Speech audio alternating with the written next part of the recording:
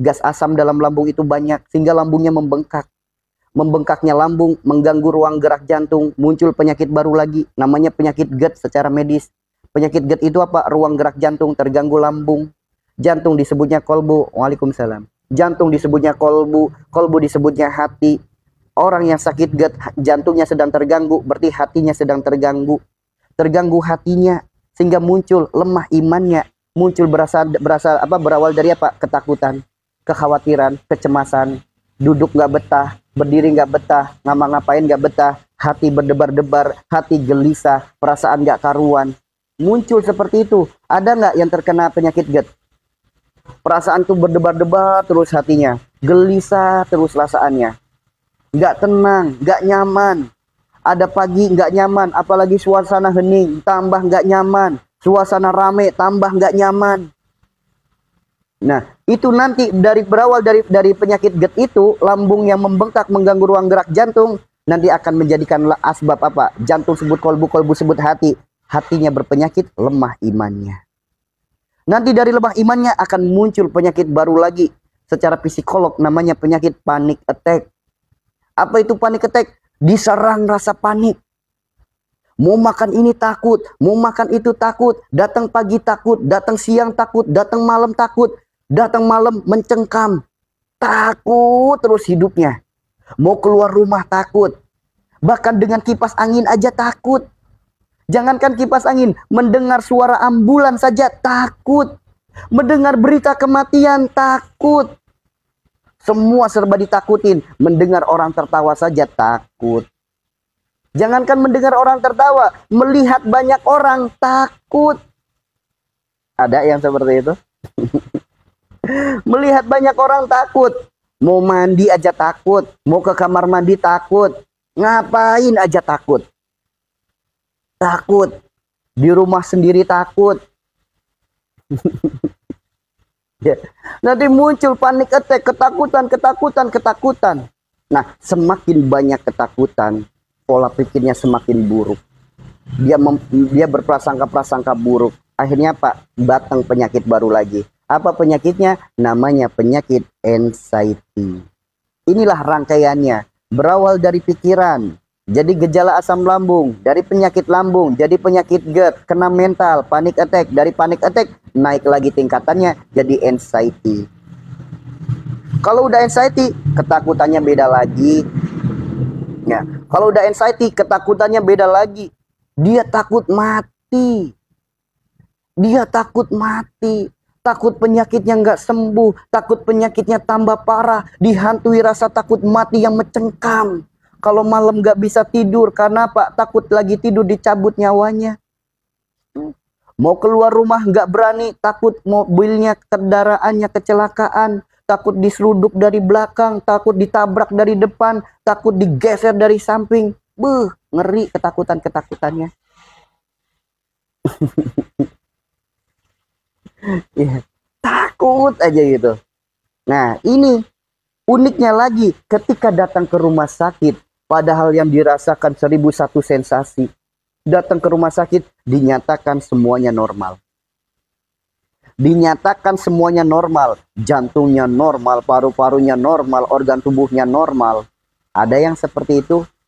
Dokter memvonis semuanya normal. Nah, udah mendengar penjelasan dari dokter, tambah takut lagi. Dia berpikir buruk lagi, berpikir negatif lagi. Tuh kan, penyakit saya memang benar. Penyakit saya bukan penyakit medis. Penyakit saya penyakit non-medis. Adanya santet, sihir, guna-guna. Karena nggak dipungkiri. Kalau lagi tiduran di perut ada yang jalan-jalan. Gleser. Jalan ke sini. Jalan ke sana. Gleser lagi. Pindah ke sana. Pindah ke sini. Ya.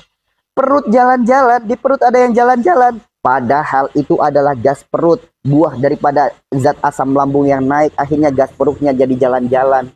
Orang karena udah lemah imannya, dia bukan memikirkan ke sana, dia justru malah memikirkan apa? Ini santet, sihir, guna-guna. Ketika datang ke rumah sakit, sama dokter dikasih tahu, semua organ tubuhnya sehat. Dokter menyarankan suruh datang ke psikiater. Ya namanya orang sudah lemah imannya, dia bukannya datang ke psikiater, dia justru malah datangnya ke orang pintar. Ya, dia malah justru datang ke orang pintar. Dia tersinggung disuruh ke psikiater. Emang saya emang saya orang jiwa, emang saya orang sakit gendeng, emang saya orang sakit gila. Saya orang waras kok, saya orang waras kok. Gitu alibinya.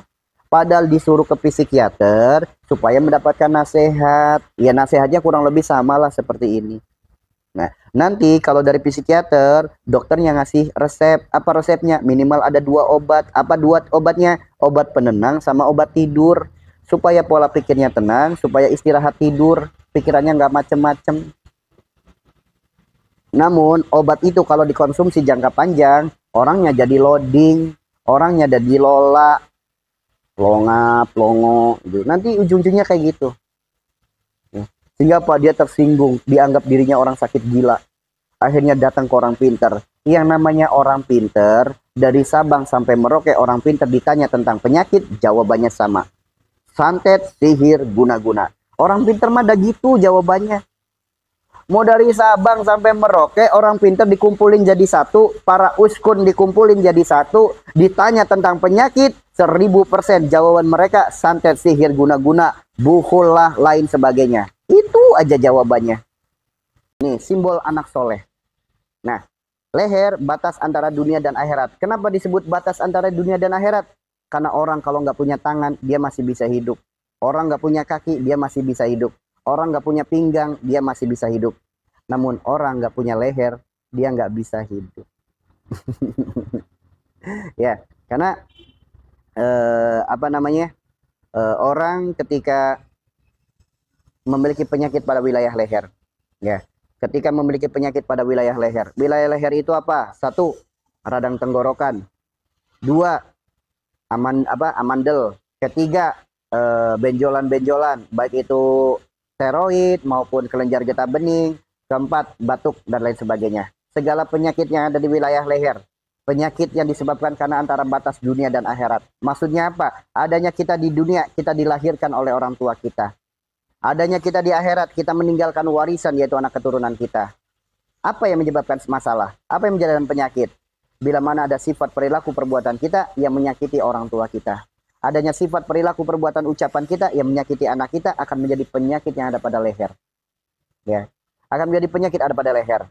Boleh jadi dengan semena-mena kita bentak orang tua kita marahi orang tua kita menggores luka pada hatinya, kita menceritakan keburukannya. Itu bisa jadi penyakit leher kita. Semena-mena kita nyuruh-nyuruh, itu bisa jadi penyakit leher. Begitupun sama kepada anak, sering membanding-bandingkan anak, menyakiti anak, itu bisa jadi penyakit leher. Bahkan penyakit lehernya bukan hanya pada anak, nanti penyakit leher pula pada yang menyampaikan. Orang tua, bapak dan ibu sering berantem di hadapan anak. Bapak dan ibu sering berantem di hadapan anak, nanti akan muncul penyakit pada leher. Baik itu pada anak maupun pada orang tua. Ya, itu seperti itu.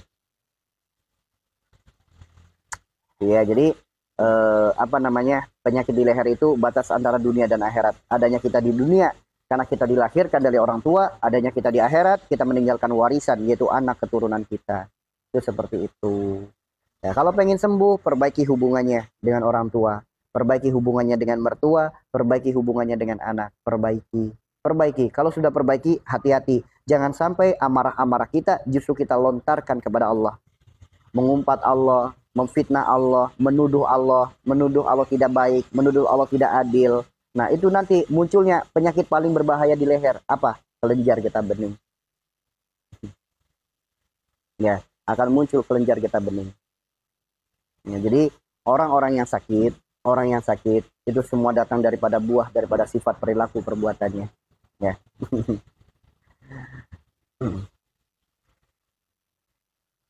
Nggak apa-apa. Nggak apa-apa, dahulukan orang tua, nggak apa-apa. Nggak apa-apa. Ya. Tuh, jadi itu ya. Jadi segala penyakit yang ada di leher itu buah daripada adanya dosa kita kepada orang tua, adanya dosa kita kepada anak kita. Tuh, itu dari situ penyebabnya. Kalau benjolan di mata kaki, ya mata kaki kan ada benjolannya. Nah, terkait tentang benjolan, saran saya konsultasikan kepada dokter untuk mengetahui apa jenis benjolannya. Kenapa? Karena boleh jadi itu hanya lipoma, boleh jadi itu tumor, boleh jadi itu kanker, kan kita nggak tahu. Kan kita nggak tahu. Ya, makanya konsultasikan dengan dokter supaya mengetahui apa bentuk, apa penyebab benjolannya. Tuh, supaya tidak salah dalam penanganannya. Kalau ngilangin ambeien atau wasir gimana ya? Kalau baca-baca stadium 1 nggak ada keluhan sama sekali. Tapi iya, ambeien itu kan secara medis ada 4 stadium ya. Stadium 1, 2, 3, dan 4. Kalau 4 nggak bisa dimasukin lagi. Kalau 4 harus dibantu dimasukin. Nah, gini, di sini yang sudah mengikuti sarannya sembuh dari ambien lagi ikut live nggak? Ya, sembuh dari ambien ikut live nggak? Kan kemarin udah banyak tuh yang sembuh dari ambien, yang sembuh dari wasir, buang air besar berdarah, kan udah banyak yang sembuh. Saya tanya, ikut live nggak hari ini? Yang udah sembuh wasirnya, udah sembuh ambiennya, ada yang ikut? Ya, Bunda. Nah, ini salah satunya ya. Gini, ambien, wasir, segala penyakit yang ada di wilayah itu disebutnya masuk ke wilayah solihin. Karena bagian tubuh kita bagian belakang ada 3 wilayah, yaitu sidikin, suhada, dan solihin. Solihin itu berada di belah apa? Pinggul ke bawah. Salah satunya wilayah itu. Solihin itu maksudnya apa? Orang yang banyak amal baiknya, banyak amal solehnya, orang yang melakukan kebaikan. Nah, bila mana di wilayah itu ada penyakit, berarti adanya kurang amal soleh kita, kurang amal baik kita. Karena adanya kurang amal apa? Karena adanya kurangnya amal. Kita tuh kurang amal baiknya. Nah, bisa juga disebabkan kenapa? Pandai nyuruh-nyuruh orang. Dikit-dikit nyuruh orang, dikit-dikit nyuruh anak, dikit-dikit nyuruh karyawan, dikit-dikit nyuruh. Bahkan pengen minum, minuman kelihatan, dia lebih memilih untuk menyuruh. Nah, orang yang sering nyuruh-nyuruh orang bisa jadi penyakit pada ambiennya. Bisa jadi penyakit pada ambiennya. Yang paling bahaya lagi, dia pandai dalam menasehati, pandai dalam memberikan solusi, namun dianya sendiri tidak pandai mempraktekkan. Nah, itu pun bisa jadi ambien. Itu bisa jadi ambien. Maka solusinya apa? Mulai saat ini, jangan pandai menyuruh-nyuruh orang. Jangan pandai menasehati, namun sendirinya tidak mempraktekkan. Kalau bahasa orang Jawa, namanya, apa namanya? Kalau bahasa orang Jawa, namanya itu jarkoni. Pinter ngajar, nggak pinter ngelakoni. Bahasanya kayak gitu, kalau bahasa orang Jawa mah. Jadi, orang ketika pandai nyuruh-nyuruh orang, pandai nasehatin orang, namun dianya sendiri nggak pandai mengamalkan, nah itu nanti akan muncul salah satu penyakitnya, yaitu ambien. Nah, penyakit ambien selagi sifatnya masih seperti itu, mau berobat apapun, ya saruat udah sama baik, nggak sembuh-sembuh. Nah, jalan sembuhnya gimana? Jalan sembuhnya perbaiki penyebabnya. Mulai sekarang jangan suka nyuruh-nyuruh. Kalau memang di situ ada air minum, kita mau minum, ambil sendiri, jangan nyuruh-nyuruh. Ya, jangan nyuruh-nyuruh. Kemudian kalau semisal kita nasihatin orang, kitanya sendiri belum mempraktekkan, kitanya sendiri belum ngalamin, mending diam. Mending diam. Karena apa? Boleh jadi kita jadi jarkoni. Itu bahaya. Nah, itu nanti dilakukan terapi. Namanya lakukan terapi duduk. Terapi duduk itu apa? Mudah sekali terapi duduk. Hanya dengan satu gerakan bisa jadi wasilah jalan sembuh penyakit ambien, penyakit wasir, penyakit pencernaan, penyakit yang ada di wilayah kemaluan. Salah satunya bagi laki-laki prostat, hernia, lemah syahwat, mani encer. Bagi perempuan keputihan, bau, gatel, kanker serviks, penebalan dinding rahim, adanya miom, kista, nyeri saat head, dan lain sebagainya. Dengan ikhtiar terapi duduk, insya Allah. Insya Allah. Namun, sehebat apapun ikhtiarnya, jika penyebabnya belum diperbaiki, sama saja. Ya, sehebat apapun, semahal apapun embernya, jika atapnya belum diperbaiki, tetap aja bocor. Ya, sehebat apapun ikhtiarnya, semahal apapun obatnya, jika penyebabnya belum diperbaiki, tetap aja sakitnya akan ada. Sama kan? Semahal apapun ember dan baskomnya, selagi atapnya belum diperbaiki, tetap aja bocor. Ya, terapi duduk, belum tahu terapi duduk? Mau diajarkan terapi duduk? Teman-teman mau terapi duduk? Terapi duduk itu dahsyat teman-teman. Mudah mempraktekannya, namun efeknya luar biasa. Mau? Yuk teman-teman, jika mau teman-teman, bukan jika mau ya, teman-teman jika merasa room ini bermanfaat, room ini menambah manfaat, room ini ada kebaikan, ayo jangan hanya cukup untuk diri kita, bagikan pula kepada saudara-saudara kita yang lain. Karena boleh jadi di luaran sana banyak saudara keluarga kita yang sedang putus asa dengan penyakitnya. Bismillah, semoga dengan wasilah room ini, wasilah video ini, wasilah nasihat ini menjadi jalan sehat, jalan sembuh untuk banyak orang. Ya, menjadi jalan sehat, jalan sembuh untuk banyak orang. Maka ayo jadikan diri kita perantara kebaikan. Jadikan diri kita perantara kebaikan. Sekarang saya mau melakukan terapi duduk. Yuk, jika ada saudara keluarga yang punya ambien, keputihan, masalah laki-laki, masalah head, miom, kista, ayo kasih tahu. Karena ini Masya Allah. Ya, kalau kita bicara bukti ya udah banyak sekali ya. Udah banyak sekali. Bahkan di room sini juga udah banyak sekali. Yang ambien, yang tadinya katanya sejempol kaki, kemudian ambennya jadi mengecil, bahkan sembuh. Yang tadinya mau operasi, nggak jadi operasi, itu udah banyak banget. Udah banyak banget. Kunci utama, perbaiki penyebabnya. Yang kedua, lakukan ikhtiar. Selagi ikhtiar itu tidak keluar dari syariat agama, silakan. Yuk, salah satu terapinya, ikhtiarnya yaitu terapi duduk. Yuk, saya ajarkan terapi duduk. Saya contohkan terapi duduk. Bentar ya, karena saya pakai sarung, jadi harus ditata dulu. Bahaya kalau nggak ditata.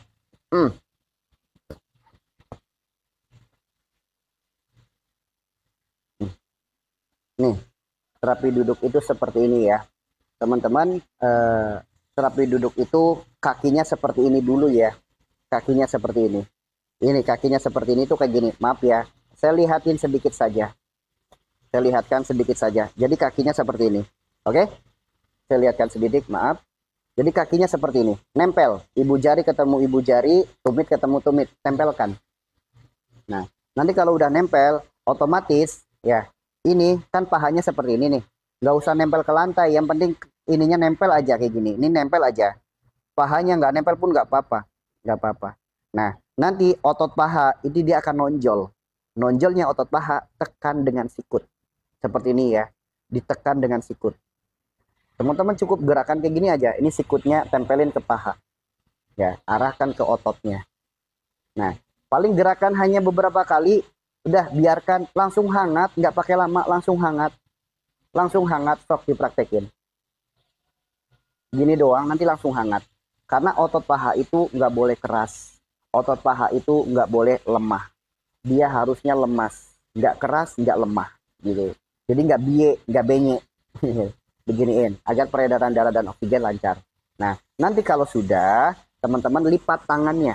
Mau dilipat kayak gini boleh, mau dilipat kayak gini boleh. Bebas, mau tangan kanan, mau tangan kiri boleh. Bebas yang mana aja. Bebas. Badan tegak lurus, dagu tempelin dada. Nah, baru gerakan seperti ini saja, belikat, pundak, leher, pinggang, pinggul, itu ketarik saraf-sarafnya. Ketarik tulang-tulangnya, otot-ototnya ketarik. Sok teman-teman praktekin. Kayak gini aja, langsung ketarik.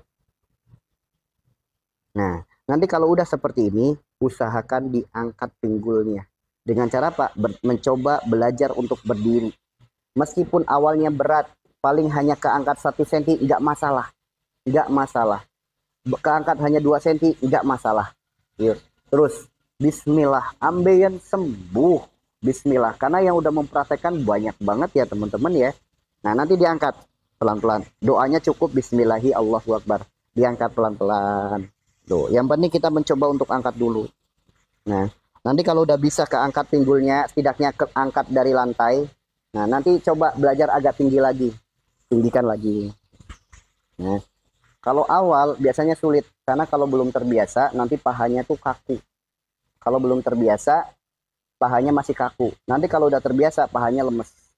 Nah, nanti kalau udah bisa sekitar 1 cm, 2 cm, 3 cm, yuk diangkat lagi.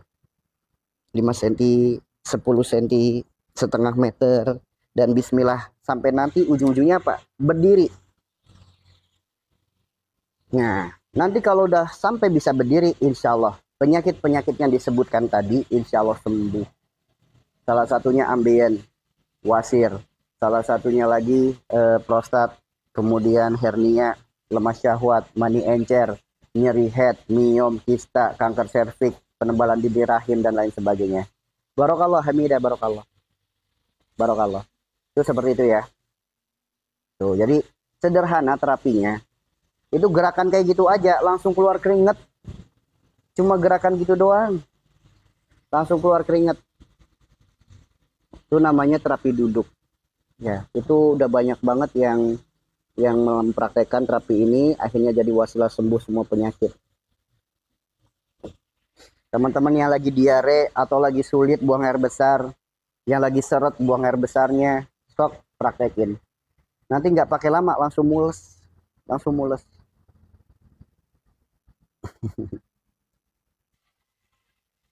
Iya, sederhana terapinya, namun luar biasa efeknya. Ya, sederhana terapinya, namun luar biasa efeknya. Oh, Ustadz, alergi gimana? Alerginya apa? Alergi seafood atau alergi apa? Yang pada intinya, alergi itu berawal dari sebuah penyebab. Penyebabnya apa? Contoh, orang ketika alergi seafood. Seafood adalah binatang laut. Laut adalah seafood. Seafood adalah binatang laut. Laut adalah simbol daripada garam, tempatnya garam. Garam dibutuhkan banyak orang. Garam dibutuhkan segala hal. Orang mau masak tanpa garam gak enak. Apa aja kalau nggak ada garam gak enak. Ya, bahkan teman-teman belum pernah mencoba kan? Bikin kopi, kasih 1, 2, 3 butir garam, tambah enak teman-teman. Bikin roti aja, sebagian pakai garam. Garam itu dibutuhkan banyak orang. Nah, pertanyaannya, ketika sedang ada orang yang membutuhkan kita, kemudian kita enggan menolak untuk menolongnya, itu bisa jadi penyakit alergi teman-teman. Bisa jadi penyakit alergi. Makanya Pak, banyak yang terkena alergi itu kebanyakan anak kecil. Kenapa bisa seperti itu? Karena anak kecil ketika disuruh, ketika dibutuhkan, dia menolak untuk disuruh. Sok, teman-teman yang anaknya terkena alergi seafood, rata-rata apa? Kalau disuruh, nolak kan? Begitupun kita yang dewasa masih alergi dengan seafood, berarti ketika ada orang yang minta pertolongan, ada orang yang butuh pertolongan kita, ada orang yang pengen dibantu oleh kita, kita enggan membantunya, kita enggan menolongnya. Itu bisa jadi penyakit seafood. Lalu solusinya gimana? Sekarang belajar. Belajar untuk tidak seperti itu lagi. Tingkatkan kepeduliannya lagi. Tingkatkan kepeduliannya lagi. Ya, kalau ada orang butuh bantuan, kita bantu semampu dan sebisa kita. Kalau ada orang yang minta tolong, yuk kita bantu dan kita tolong kalau bisa. Gitu. Yang penting jangan menolak. Jangan menolak. Tuh. Lalu bisa diikhtiarkan. Ikhtiarnya apa? Dengan mandi air garam. Mandi air garam, namun dengan catatan pakai garam kasar atau pakai garam Himalaya. Ya, hanya dengan garam kasar atau dengan garam Himalaya. Pakai itu. Dengan garam kasar, ambil 1 atau 2 sendok, taruh di bak mandi atau di ember yang besar. Tergantung ukuran embernya. Kalau embernya kecil, garamnya nggak usah banyak-banyak. Taruh, diaduk.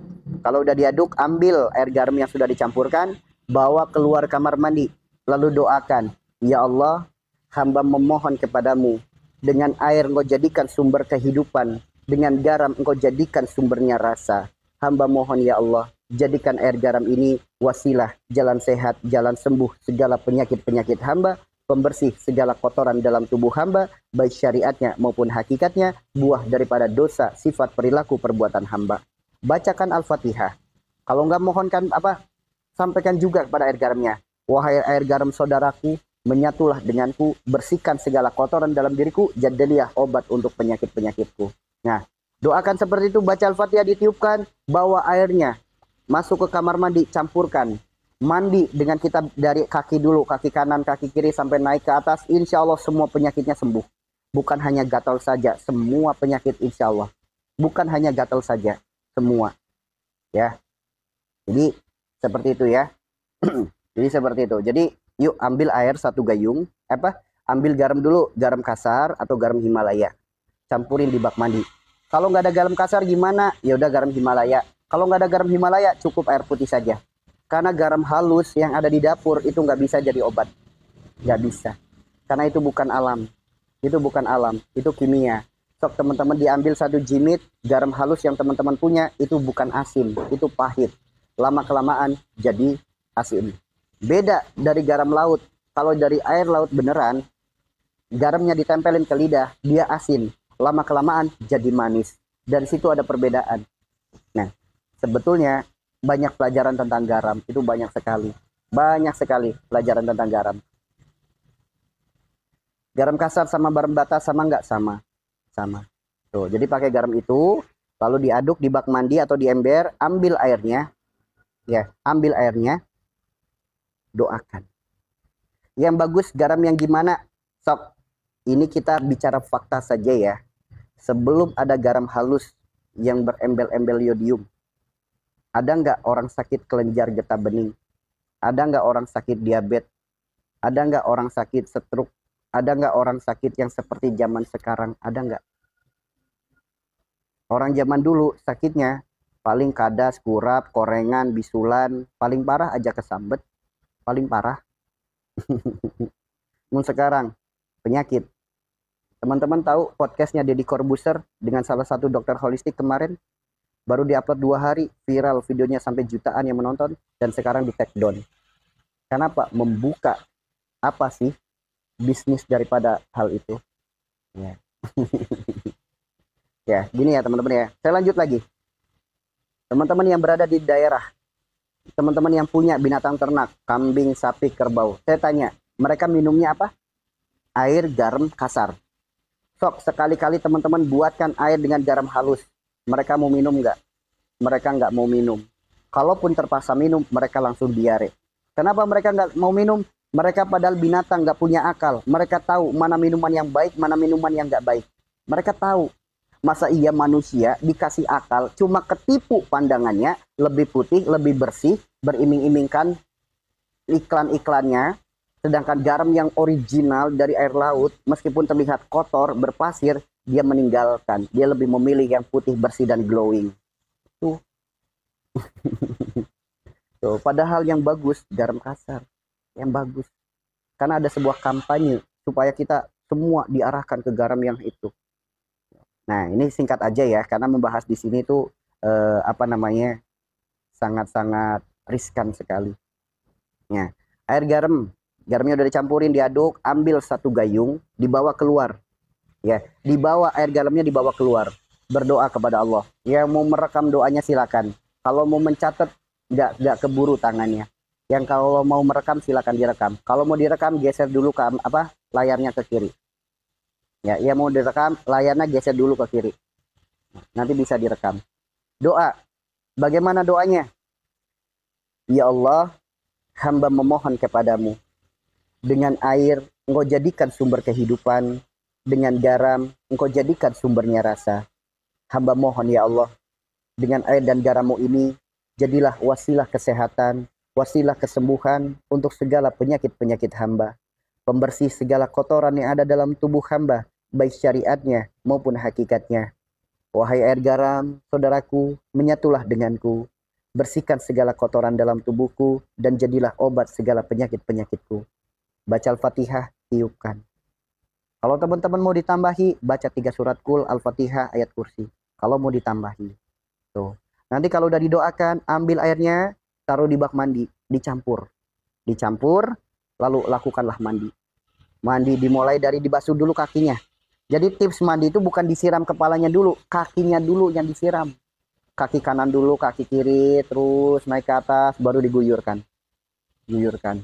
Nah, insya Allah semua penyakit, semua. Bukan hanya penyakit gatal saja ya, bukan hanya penyakit gatal saja, semua penyakit. Apalagi kalau semisal, kan kalau pakai air garam, biasanya kalau kebanyakan agak lengket, agak gimana, makanya garamnya nggak usah banyak-banyak, sedikit aja. Nanti kalau setelah mandi pakai air garam, nah, nanti udah pakai sabun, dibilas. Usahakan kalau bisa pakai wewangi-wewangian. Supaya Pak, air yang dipakai untuk ngebasuh itu wangi. Tubuh kita jadi wangi terus. Tubuh kita jadi wangi terus. Penyakit-penyakit kayak gatal segala macam, insya Allah kalau tubuh kita wangi, keringat kita wangi, insya Allah nggak akan muncul lagi. Nah, salah satu wewangi-wewangian, sebagaimana dalam sebuah hadis disebutkan, misik toharoh, sebagaimana yang dilakukan oleh Siti Aisyah. Ketika Siti Aisyah datang bulan, nah dia selalu mencuci. Setelah datang bulan, dia selalu mencuci. Pakai misik toharoh, dielap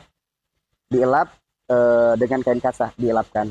Dan itu hadisnya seperti itu. Jadi Siti Aisyah mengajarkan kepada orang yang bertanya kepada Rasulullah bagaimana cara membersihkannya. Nah, Siti Aisyah mengajarkan seperti itu.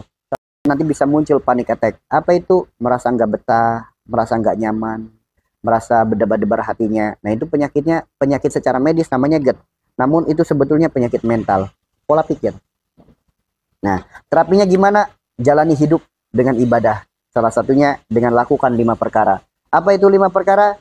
Tombo hati, obat hati, itu ada 5 perkara, kerjakan semuanya.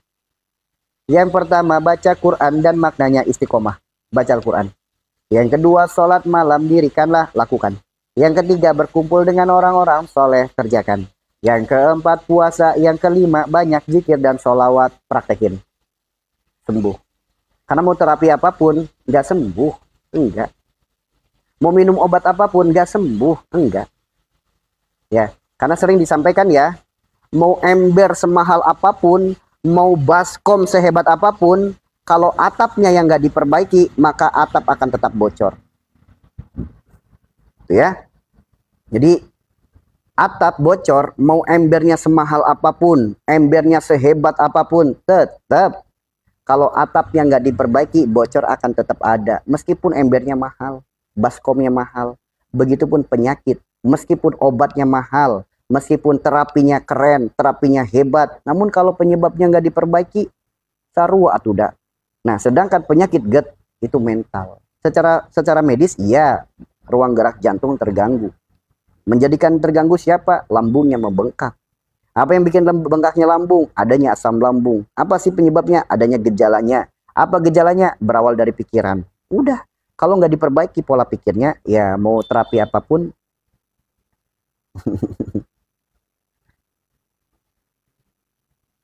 sering kesurupan, terapinya gimana? Terkait tentang kesurupan ya, kesurupan itu banyak jenisnya. Banyak jenisnya.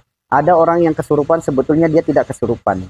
Dia hanya mengaplikasikan sebuah rasa yang tidak bisa diungkapkan dengan kata-kata. Ada yang seperti itu. Dia lagi sebel sama suami. Dia bingung cara mengungkapkan rasa sebelnya. Maka dia teriak-teriak. Wah, wah. Seakan-akan kesurupan. Itu bukan kesurupan. Dia lagi mengungkapkan rasanya. Tidak bisa mengungkapkan rasanya. Ada yang jenis kayak gitu. Ada lagi kesurupan yang dari apa? Sugesti, buah daripada pikirannya. Ya, betul, halusinasi. Buah daripada pikirannya. Dia lagi mikirin buruk. Dia lagi mikirin yang enggak-enggak. Akhirnya apa? Wah, saya kesurupan nih. Saya kerasukan nih. Nah, akhirnya apa? Jadi halusinasi. Dari halusinasi akhirnya jadi apa? Terhipnotis oleh dirinya sendiri. Ada kesurupan yang benar-benar original kesurupan. Ada. Yang original kesurupan itu gimana biasanya? Nah, biasanya orang yang original kesurupan itu terlihat dari pandangannya. Ketika tatapan matanya fokus, nah biasanya dia original. Namun kalau ketika tatapannya dia gerak-gerak, nah itu biasanya bohongan. Ya, gitu. Jadi kami menyikapi kesurupan, nggak langsung ujuk-ujuk makhluk gaib, nggak langsung ujuk-ujuk iganya lebar, nggak langsung kayak gitu. Lihat dulu mentalnya, psikolognya seperti apa. Oh, ini karakter orang seperti ini. Betulnya dia bukan kesurupan. Boleh jadi dia bipolar. Karena orang bipolar juga kadang seakan-akan seperti orang kesurupan. Kadang bersikap kayak anak-anak, kadang bersikap kayak orang tua, kadang melakukan hal-hal yang di luar logika. Bipolar juga bisa kayak gitu. Nah, makanya tentang kesurupan, nggak serta-merta langsung ditunjuk itu kena makhluk gaib, belum tentu. Lihat dulu psikolognya. Lihat dulu mentalnya, lihat dulu psikiaternya, lihat dulu. Nggak langsung ujuk-ujuk goib, enggak. Ilmu itu luas, guys. Bahkan disebutkan, jika ilmu Allah dituliskan, lautan sebagai tintanya, pohon sebagai penanya, tidak akan pernah habis. Makanya tentang kesurupan tidak melulu tentang perkara goib. Boleh jadi itu halusinasi, boleh jadi dia terjebak oleh pikirannya sendiri, boleh jadi dia terjebak dari buah daripada prasangkanya sendiri, boleh jadi dia lagi pura-pura nyari sensasi, boleh jadi dia lagi pura-pura nyari perhatian. Kan banyak yang kayak gitu. Banyak yang kayak gitu. Ya. Karena nggak sedikit orang bipolar juga kayak gitu. Kadang kayak anak-anak, kadang kayak orang dewasa, kadang marah nggak jelas, sama kayak gitu. Belum tentu itu kesurupan. Boleh jadi itu penyakit mentalnya. Tuh, jadi kami kalau menyikapi sebuah masalah tidak serta-merta langsung ujuk-ujuk, wah, ini gara-gara makhluk gaib, ini gara-gara kerasukan, jin dari jembatan sono, dari gunung kembar, dari mana? Enggak kayak gitu. Ini lihat dulu karakter orangnya, mentalnya seperti apa. Tuh. Jadi memberikan solusi dengan ilmu, bukan dengan prasangka. Coba orang kesurupan, ini gara-gara ada makhluk ngikutin dari Gunung Sindur Bogor.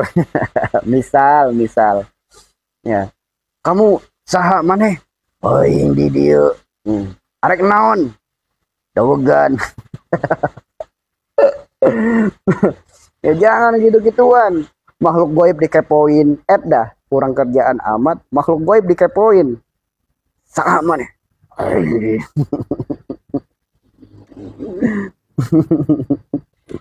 Ya, naon, jeung ngopi, yang saha, yang maneh. Tuh. Kalau segi akhlak apa? Mentalnya lemah. Mentalnya lemah itu apa penyebabnya? Orang yang gampang tersinggung. Orang yang peduli sekali penilaian orang lain terhadap dirinya. Orang yang dikit-dikit pakai rasa, orang yang dikit-dikit baper, orang yang dikit-dikit nangis, itu gampang sekali kesurupan.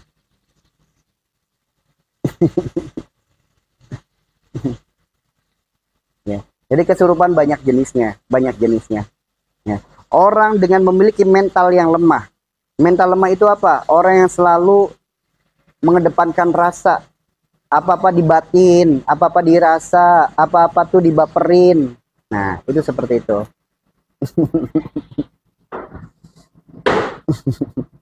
Tuh, boleh jadi. Karena itu kesurupan banyak jenisnya. Nggak langsung ujuk-ujuk goib ya. Nggak. Bisa juga dijelaskan kok secara medis. Bisa kok. Iya, kadang kayak anak kecil, kadang kayak orang tua. Boleh jadi bipolar. Sok teman-teman tahu artis yang terkena bipolar, kadang kelihatan alim, kadang kelihatan PA, kadang kelihatan kayak anak kecil, kadang kelihatan kayak ibu-ibu. Tahu? Ya bipolar kayak gitu. Ya, bipolar kayak gitu. Nah, solusinya perbaiki mentalnya. Ya, perbaiki mentalnya. Maka jangan memiliki mental yang lemah. Mental yang lemah itu apa? Ya, mudah tersinggung. Dia peduli sekali penilaian orang lain terhadap dirinya, baperan, apa-apa dirasa, apa-apa dipikir. Nah, kalau masih memiliki kepribadian seperti itu, mau minum obat apapun, mau nyari dukun sampai ke negeri jiran sekalipun, tetap gue nggak bakalan sembuh. Karena penyebabnya ada pada dirinya sendiri. Tuh, itu seperti itu ya.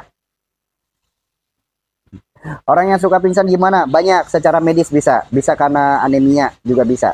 Tapi secara penyebab hampir sama kayak orang sering kesurupan. Hampir sama. Karena apa? Memiliki mental yang lemah. Orang kalau mentalnya lemah, itu penyakitnya banyak. Satu, darah rendah. Sok saya tanya yang punya darah rendah, suka baperan nggak?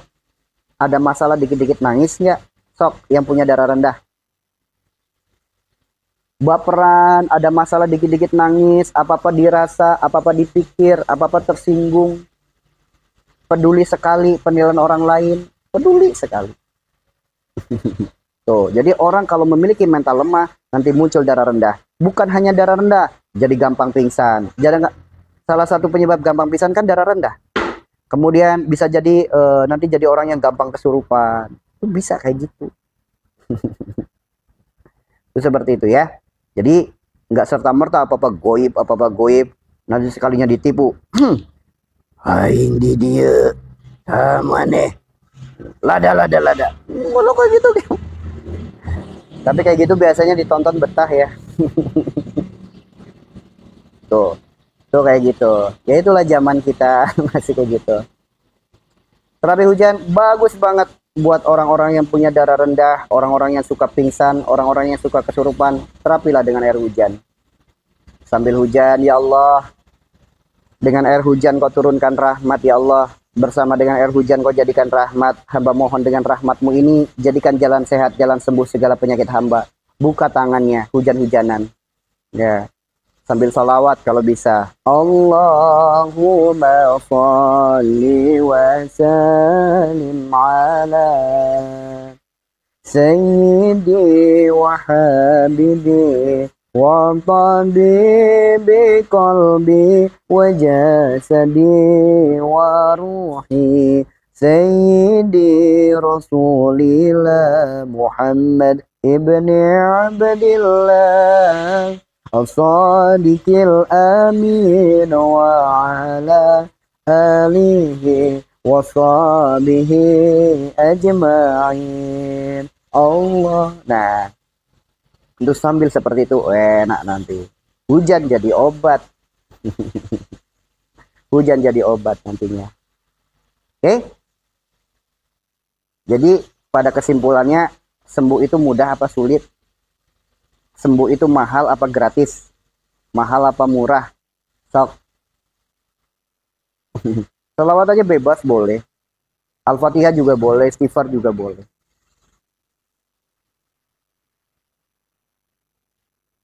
Iya, ya memang betul kalau mandi air hujan dengan fokus itu luar biasa.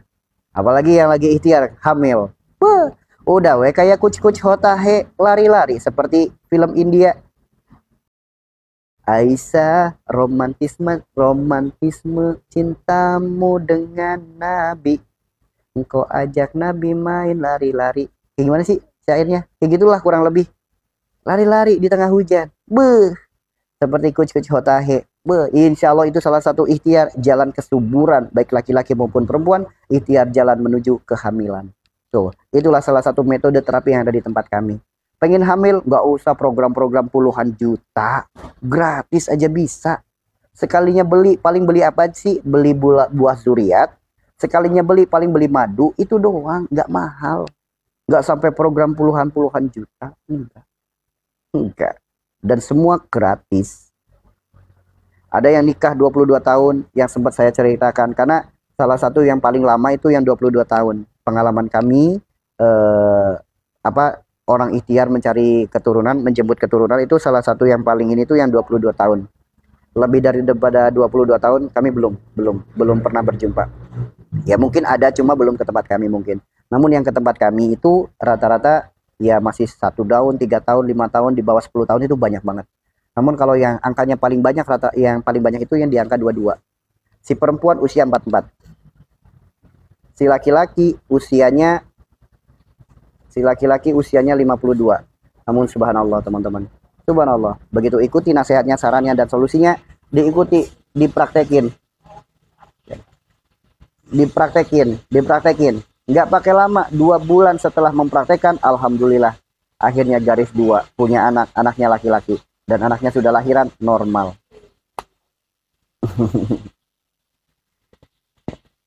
Gitu ya. Ya, jadi nggak pakai yang gimana-gimana, enggak. Saran-sarannya ada di Al-Quran. Apa sih rujukannya di Al-Quran? Satu saja. Kisah Nabi Zakaria. Kenapa Nabi Zakaria? Sok. Kenapa nama nabinya Nabi Zakaria? Untuk ikhtiar orang yang sedang mencari keturunan, kenapa dicontohkan oleh kisah Nabi Zakaria? Nama nabinya apa? Zakar. Zakar itu apa? Apakah kebetulan? Enggak, sudah. Makanya saya katakan, bukankah sudah jelas Al-Quran itu sebaik-baik solusi, petunjuk? Al-Quran itu sebaik-baik obat. Apapun permasalahan hidup kita, semuanya ada di Al-Quran. Dicontohkan oleh kisah-kisah para nabi yang ada di Al-Quran. Keluarga Imran yang ada di Al-Quran. Itu dikisahkan semuanya. Permasalahan kita apapun ada semuanya di Al-Quran. Orang ikhtiar pengen keturunan, ada kisah Nabi Zakaria. Orang yang ikhtiar pengen sembuh, ada kisah Nabi Ayub. Orang yang ikhtiar pengen sembuh dari penyakit perut, ada kisah Nabi Yunus. Kurang apa lagi Al-Quran? Udah begitu sempurnanya, masih aja ikhtiar ke orang-orang yang gak bertanggung jawab. Nah, itulah. Kadang kita kurang percaya dengan kitab kita sendiri. Kurang percaya dengan Tuhan kita sendiri. Itu bahayanya.